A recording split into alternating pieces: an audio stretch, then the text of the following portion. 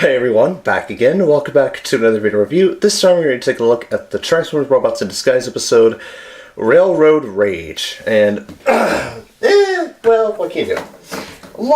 There could have been some things that could have happened and things that, yeah. Alright, so the episode begins where Jetstorm and Slipstream are basically cleaning Drip's swords. And basically what happens, Sideswipe is just searching around and stuff. Slipstream accidentally puts some hydrofluoric acid on one of the swords. It shatters to pieces, and yeah. So basically what they do is between the three they put a cover up. They put a friggin' swimming noodle on the end of the blade to cover it up. And while Drift's meditating, Sideswipe puts the weapons within Drift's crevasse. You know, unbeknownst, and yeah.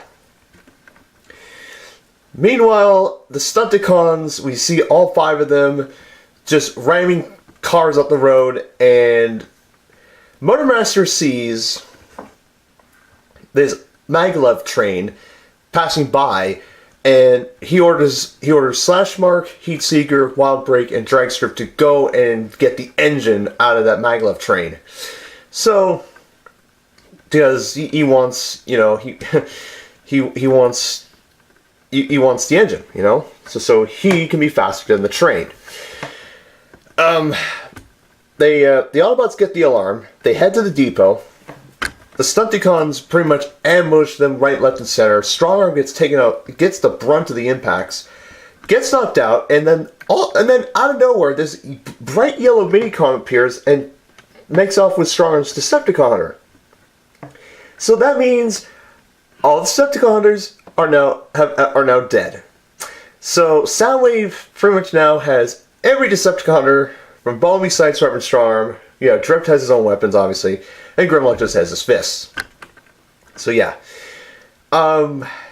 Essentially what happens after that is the Stunticons make it to the depot and they're about to take the engine out. But Grimlock and Drift are about to, you know, they're about to take them out, but then, yeah, Grimlock gets trolled, and then he hits the control panel, which turns the maglev train on, leaving Drift and the Stunticons and Sideswipe on the train. Meanwhile, Bumblebee, Strongarm, and Grimlock try valiantly to get to the train. Which reminds me, I wish, hopefully in Thomas and Friends, they introduce a character that is a maglev train. That'd be so cool. Anyways, back to the episode though. So basically the Autobots fight, Drift and Sideswipe gets it on the train. They fight the Stunticons, and on several occasions Drift's about to pull out his sword, or 3 or 4 occasions up until the point where he realizes it. And then yeah. Slipstream, Jetstorm, and Sideswipe come up with these excuses. Drift kind of falls for it up until the end. We'll get to that. So basically, they're fighting Strong, Bumblebee, and Grimlock. Fixit ground bridges them to a location ahead of the train. All right, that's what they do. They jump from the bridge and they die. Okay, no, they don't die, but they miss their target, which is the top of the maglev train. So pretty much, Bumblebee has pretty much orders Fixit to put activated ground bridge on the moving train. Fixit's not sure about this, but Bumblebee's like, you do it, you know. And he does, and they're successful by a millimeter. So pretty much what happens is Drift's about to, well first they take down the Stunticons. Grimlock takes down, Drift and Sideswipe take down Heatseeker. Grimlock takes down Wild Break and Drag Strip, and Sideswipe takes down Slashmark. Sorry. Yeah. So actually, Drip takes down Heat Saber by himself, and Sideswipe takes down Slashmark by himself.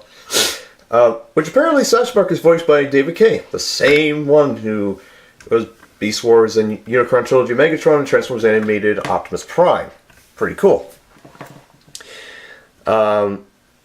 Yeah. So pretty much after they take down the Stunticons, they need to figure out how to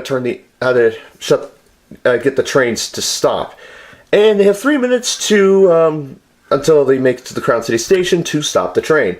Drake eventually pulls out his sword, realizes what the fuck has happened to his sword, and he is furious. I'm not kidding. He is furious with Sideswipe. He wants to rip him in half. He wants to bash his innards out. But if Drip did that, he'd be melted into a soup can. Kind of like Diesel and Thomas Whatever 283 series. Anyway, so pretty much Sideswipe pretty much just he says sorry and all that, and then Slipstream comes out, he tells the truth, and Drip's like, we'll talk about it later, right now we gotta shut the train. So pretty much what happens is Grimlock just absolutely lands, just does his we haven't seen Grimlock do this in a while. He pretty much does his little cannonball trick.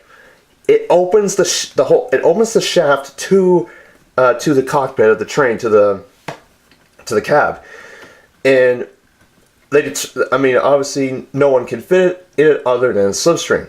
So pretty much what happens: Bumblebee, Jetstorm, Storm, and Grimlock get off the train. Drift and Sideswipe remain on the train with Slipstream while they're arguing about the orders and all that stuff. And eventually Slipstream manages to get the train to stop, but Drift uses his working sword, and Sideswipe uses one of his arms, to pretty much scrape the roof of the tunnel, and eventually they stop the train just in time. Just like the episode Thomas and the Trucks, where Thomas almost hits the buffers, but the troublesome trucks say, you know what, we'll let you off the hook this time. And pretty much what happens after that, they stop the train, they head back to base. Meanwhile, the Stunticons tell Motormaster everything, and Motormaster's like, okay, I have some plans here. And pretty much, Motormaster's upset. He's like, okay, I'll show you how it's done. Kind of like at the end of the last episode. Not the Fastest Bot Alive, but the Golden Knight, where we first saw Motormaster at the end. But yeah, it is vehicle mode. We didn't see it really too well in the Golden Knight, but man, his truck mode's incredible. It's just so good. I hope we see an episode where Motormaster and Optimus Prime go at it. Like if Optimus Prime comes back to Earth, and pretty much Motormaster just drives in front of them. And pretty much at the end of the episode, Strongarm's looking for her Decepticon hunter, and they figure out, obviously, this has been an ongoing pattern with the Decepticon hunters disappearing and whatnot. And of course it started back in the King of the Hill Part 2 when the blue Minicon, I forget his name,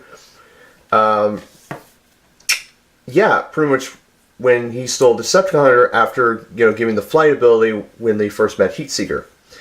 And pretty much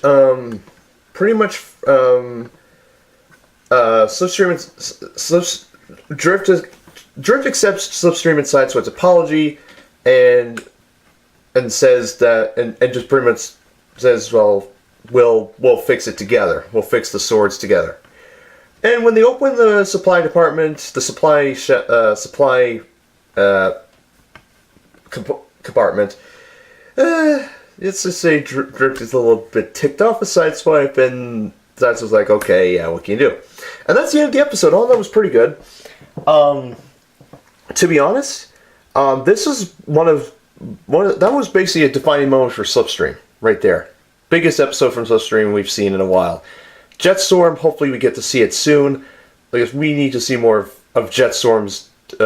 We did back in season 1, but it's been a while since. So, yes, now the Autobots don't have Decepticon hunters. Well, Bumblebee still has his pistol. Sideswipe has his usual sword.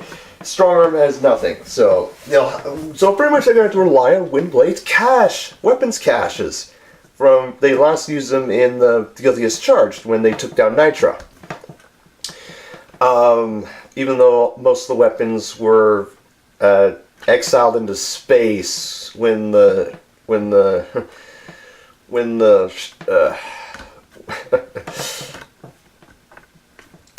cargo bay door opened.